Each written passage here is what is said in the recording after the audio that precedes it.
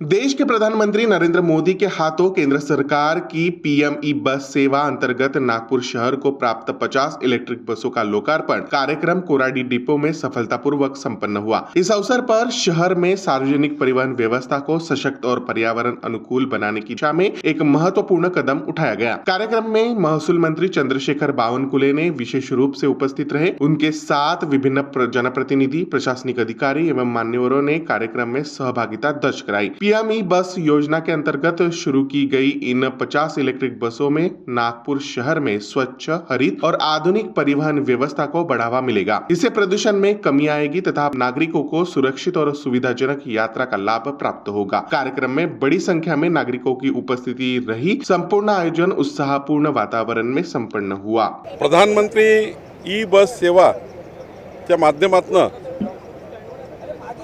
आज नागपूर करता ज्या 150 बसेस मंजूर झाल्या आहे त्यातल्या पहिल्या टप्प्यातल्या 50 बसेस आज ई बसेस आहे। अर्धा तासाच्या चार्जिंगनी 250 किलोमीटर चालणार आहे अशी ई बस 9 मीटर लांबीची ज्यामध्ये 25 प्रवासी बसू शकतात अशी बस आज नागपूरला लोकार्पण होत आहे। मी माननीय पंतप्रधान नरेंद्र मोदीजी, आमचे मुख्यमंत्री देवेंद्र फडणवीसजी आणि केंद्रीय मंत्री नितीन गडकरीजी यांचे आभार मानतो की नागपूरला एक मोठी भेट, आधुनिकीकरणाचे एक मोठं पाऊल, ट्रान्सपोर्ट क्षेत्रामध्ये आधुनिकीकरणाच्या माध्यमातून नागपूरला स्वच्छ सुंदर हिरवं शहर आणि ई बसच्या माध्यमातून विदाऊट पोल्युटेड म्हणजे पोल्युशन मुक्त होणारं एक महत्त्वाचं पाऊल हे नागपूरमध्ये उचलला गेलं आहे।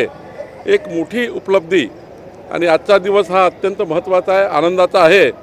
नागपूर करता आम्ही जे वचन दिलं होतं नागपूरच्या निवडणुकीमध्ये त्या वचनपूर्तीचा हा एक भाग आहे। याच्याबद्दल मला काही माहिती नाही आहे, ते हिरवड साहेबांनाच माहिती आहे, मला याच्याबद्दल काही माहिती नाही। इथे आपण बघितलं असाल इथे सोलर लावलेला आहे। या सोलरवरच आता ही चार्जिंग होणार आहे। त्यामुळं 1 मेगावॉटचा सोलर प्रोजेक्ट ऑलरेडी या ठिकाणी आहे।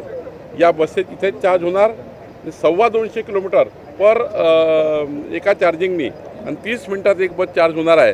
त्यामुळं सोलरचाही प्रोजेक्ट आहे आणि आधुनिक आणि ॲडव्हान्स जे देशातली जगातली सर्वात ॲडव्हान्स टेक्नॉलॉजी आहे ती यामध्ये वापरल्या गेली आहे। 3,994 कोटी रुपयाचा अंतिम आराखडा मिहानचा आता पूर्ण झाला आहे। त्याला कॅबिनेटने मंजुरी दिली आहे। त्यातले 2500 कोटी रुपये आता खर्च झाले आहे।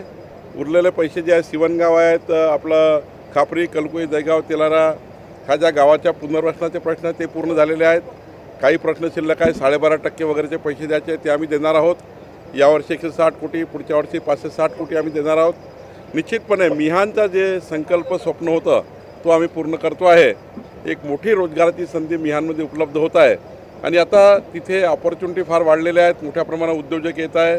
स्वतः मुख्यमंत्री आणि नितीन गडकरीजी लक्ष टाकत आहे आणि आता ते आपला विदर्भ ॲडव्हान्टेजमध्ये जे आता इंडस्ट्री एक्सपोज झाला त्यामध्ये सुद्धा मोठा बूस्ट नागपूरला मिळाला आहे। नाही, माननीय रवींद्र चव्हाणजी आमच्या अध्यक्षांनी याचं संपूर्ण पुनर्गठन केलं आहे आणि आता प्रदेशाची पुनर्गठन मान्य अध्यक्षजी करतील। संघटनाही चांगल्या पद्धतीने सुरू आहे। निश्चितपणे आम्ही जे 51% मताची तयारी केलेली आहे, पुढच्या काळामध्ये आमची संघटना आणि आमचं सरकार मिळून जनतेच्या माध्यमातून आम्हाला 51%च्या वर मतं मिळतील याकरता भारतीय जनता पार्टी तयारी करते आहे। मित्रपक्षाला सोबत घेऊन आम्ही काम करणार आहोत। मित्रपक्षी आमच्यासोबत राहणार आहेत आणि त्यामुळं खऱ्या अर्थाने भारतीय जनता पार्टी आणि महायुती ही महाराष्ट्रामध्ये पुढच्या काळात समोर जाणार आहे।